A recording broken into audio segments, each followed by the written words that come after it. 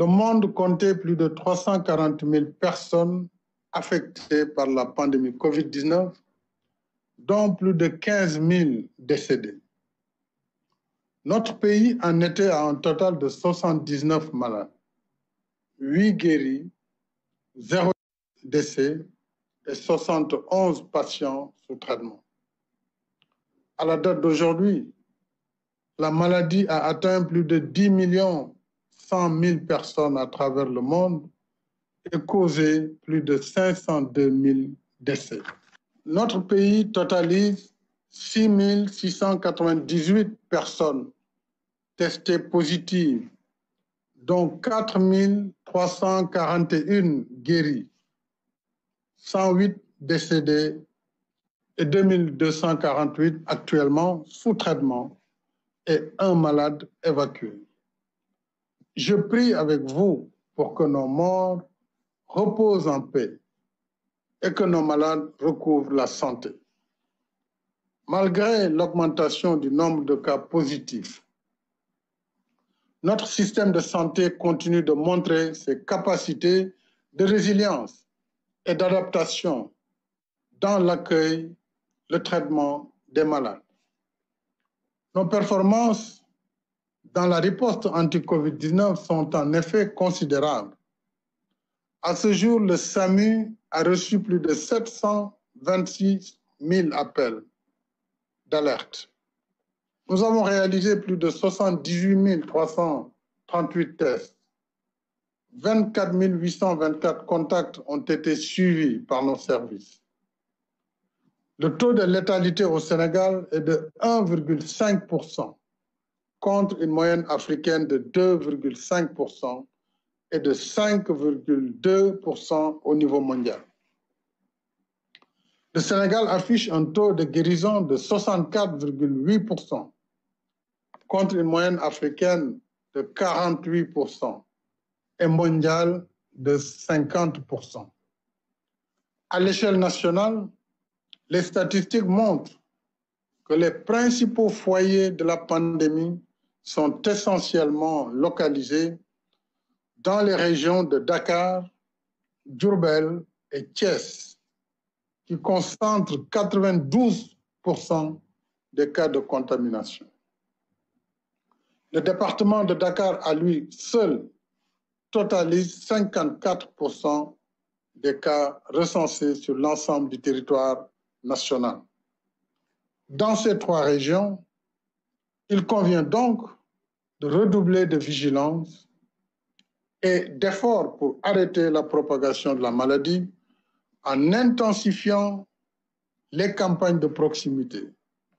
Je tiens une fois de plus à exprimer notre gratitude et rendre hommage à notre remarquable corps médical, paramédical et au personnel de soutien pour leurs compétences, leur engagement et leur disponibilité.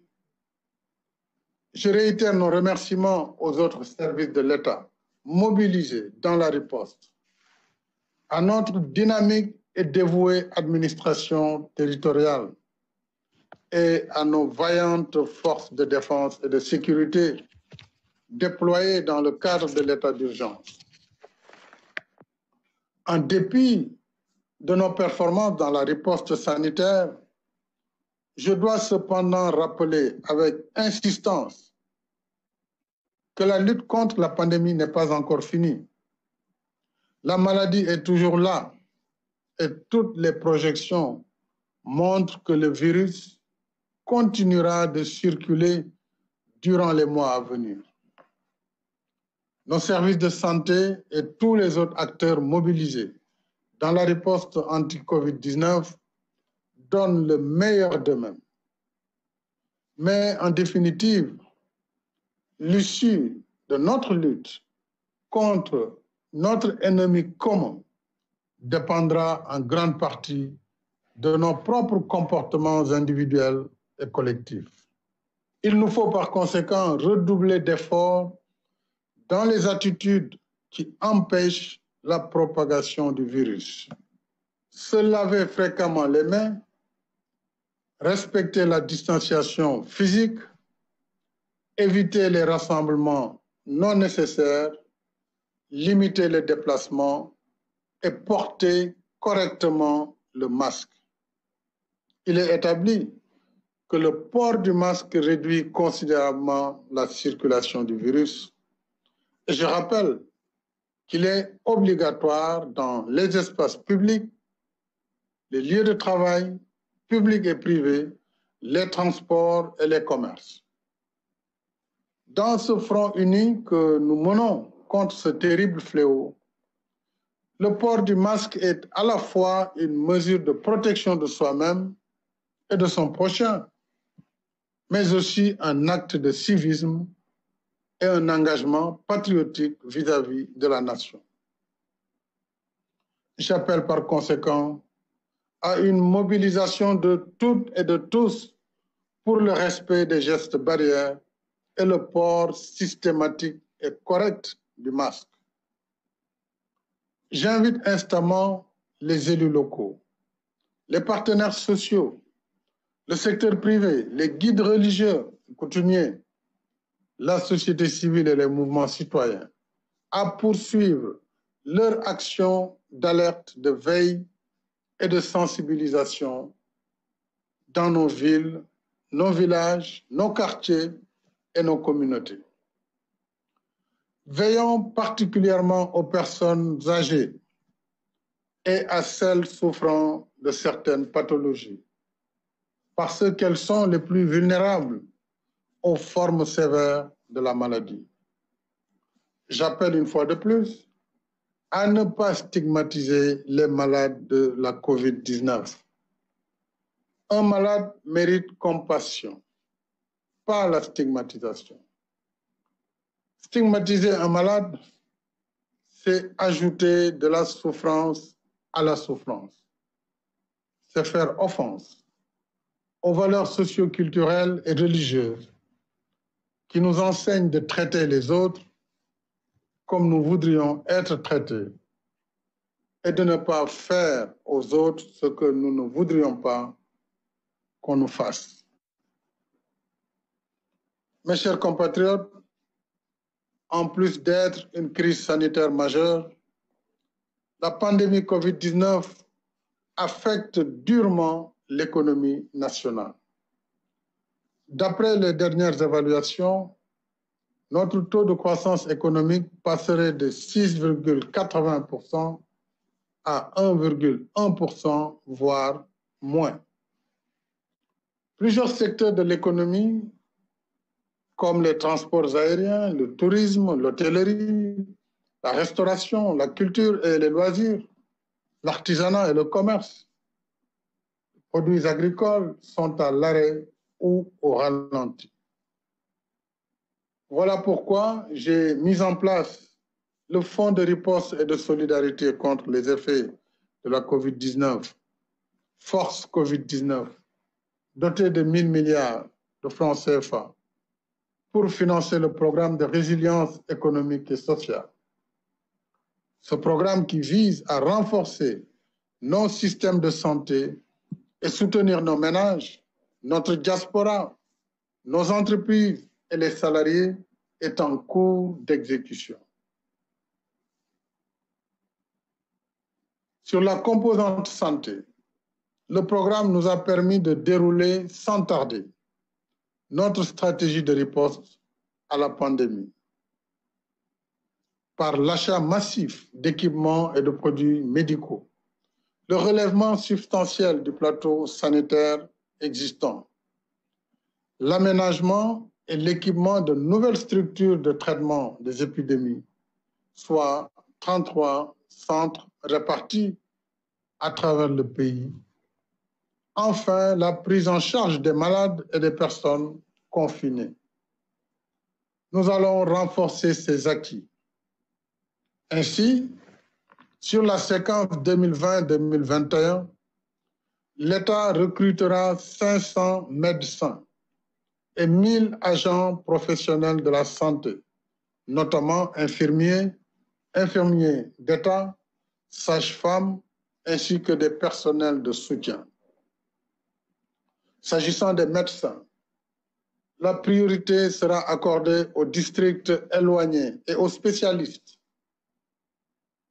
En outre, le gouvernement mettra en place sur la période 2020-2024 une ambitieuse stratégie de modernisation du secteur de la santé et de l'action sociale à travers le plan d'investissement pour un système de santé et d'action sociale résilient et pérenne, dont une composante dédiée à la télésanté. Ce plan sera adopté prochainement lors d'un conseil présidentiel. S'agissant du soutien aux ménages, en plus de la prise en charge par l'État des factures d'électricité des abonnés de la tranche sociale pour un bimestre, la distribution des denrées de première nécessité est engagée depuis le 11 avril. Cette opération d'envergure, jamais réalisée, a nécessité la mobilisation de plus de 4000 camions pour acheminer l'aide à 1 100 000 ménages sur l'ensemble du territoire national, soit environ plus de la moitié de la population. À ce jour, sur les 552 communes du pays, 438 ont terminé la distribution.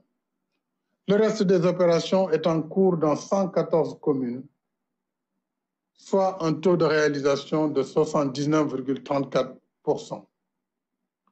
Toute la distribution devra être achevée le 15 juillet prochain au plus tard.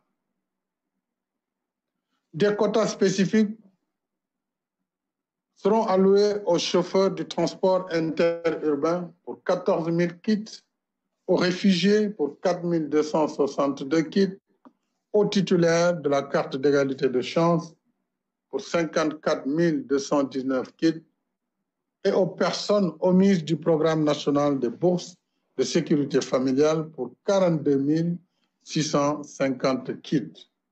Concernant l'appui à la diaspora, à hauteur de 12 milliards 500 millions, la plateforme a été enregistrée plus de 200 000 inscriptions provenant de 142 pays. 60 000 demandes ont été déjà satisfaites. Les opérations se poursuivent avec la troisième et dernière phase. En outre, le gouvernement a facilité le rapatriement de 3 505 compatriotes bloqués à l'étranger par la fermeture des frontières aériennes. Les vols se poursuivront pour une vingtaine de pays jusqu'au 3 juillet. Pour le compte du secteur privé, le programme de résilience économique et sociale a permis le paiement de créances du secteur privé sur l'État pour un montant de 122 milliards de francs CFA, des reports d'échéance au niveau des banques pour un montant de 135 milliards et l'opérationnalisation du mécanisme de financement dont les entreprises bénéficiaires ont pu ainsi obtenir des crédits de trésorerie à des taux préférentiels pour un montant d'environ 10 milliards de francs CFA. Ce mécanisme aide à couvrir des charges incompressibles pour maintenir 5 374 emplois. Enfin, la délégation à l'entrepreneuriat rapide des femmes et des jeunes a soutenu à hauteur de 15 milliards 800 millions de francs le secteur de la pêche. Le cofinancement avec l'acquisition de matériel agricole, la confection de 10 millions de masques et le commerce de produits horticoles menacés par la crise, notamment l'anacarde, l'oignon et la mangue. Avec ses partenaires, la DER travaille également à la structuration d'un financement de 12 milliards en soutien à l'élevage et à la campagne agricole. Mes chers compatriotes, depuis 3 mois que nous luttons contre la pandémie de Covid-19, nous en mesurons pleinement les effets. par les êtres chers perdus, nos malades hospitalisés, notre vie sociale et notre économie profondément perturbées. Malgré toutes ces difficultés, nous devons rester debout, combatifs et compter sur nos propres forces d'abord, dans une lutte sur deux fronts, celui de la santé et celui de l'économie. Voilà le défi qu'il nous faut désormais relever. Lutter pour préserver nos vies et notre santé et reprendre toutes nos activités productives pour remettre pleinement notre économie en marche. De la même manière que nous ne pouvons pas laisser au virus nos vies et notre santé, nous ne pouvons non plus lui laisser la vie et la santé de notre économie. Ainsi, mes chers compatriotes, tenant compte de cette double nécessité vitale, j'ai décidé de lever l'état d'urgence et le couvre-feu y afférent à compter de demain, 30 juin 2020 à 23 heures. L'horaire de bureau qui était aménagé pour l'administration de 9 heures à 16 heures depuis l'allègement de l'état d'urgence en mai est rétabli dans sa séquence normale de 8 heures à 17 heures avec la pause habituelle de 13h30 à 14h30. La fermeture des marchés publics un jour par semaine pour nettoiement reste en vigueur. En raison du risque élevé de propagation du virus qu'il présente, les lieux accueillant des activités de loisirs à huis clos resteront fermés.